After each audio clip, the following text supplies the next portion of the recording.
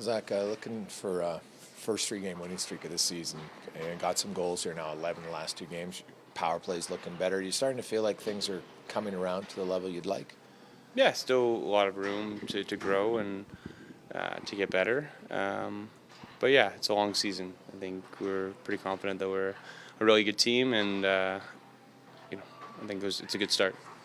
Is it a little extra special, a game like tomorrow where Connor has a chance to reach a pretty big milestone, only the 99th player to have 1,000 points, but also the fourth quickest? I know that he doesn't really want it, but it is maybe easier to celebrate his teammates to really kind of look forward to something like that. Yeah, I mean, he hits milestones all the time, but I think this one is obviously a special one. Like you said, not many people get there, and he's able to potentially do it. The fourth quickest is pretty incredible considering all the incredible players that have played. So, but to him, it's another game, right? But to us, I think to everybody, to all the hockey fans of the world, it's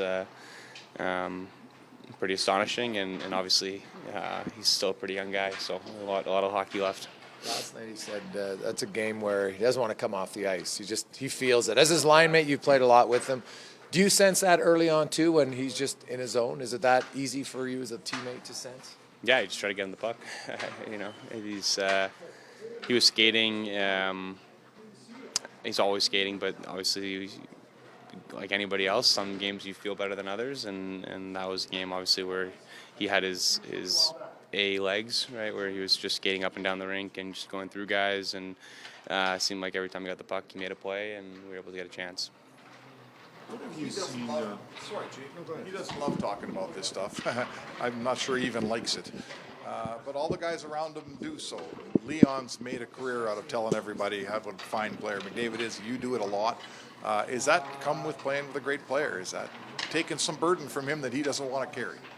Just to complimenting him? Yeah, like he doesn't like complimenting. No. I mean, I think he's grown up. Obviously, since he was little, with a ton of attention, a ton of people telling him how great he is, and I think for someone who's grown up with that spotlight, it's incredible how humble he is, and he always defers credit to the team and his teammates. But I think his teammates can recognize how great he is. I think the fans recognize it. I think the media recognizes it.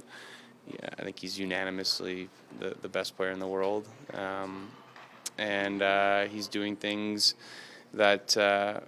In this era, nobody does, so it's pretty remarkable, and even if he doesn't talk about it. Us older Edmontonians will say that there was a time when maybe we took Gretzky and all those guys for granted.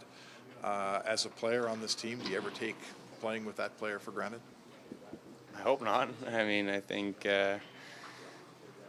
it's just different. I think when you watch hockey, if you know nothing about hockey, you can see that 97 is different than everybody else, right? I think he's got attributes that just distinguish himself, even if you're not a fan of the game, right? You can just watch and be like, oh, who's that? So, as a teammate, as a player, obviously you know how important he is to our team, and how much a privilege it is as a line mate to be able to play with a player like that.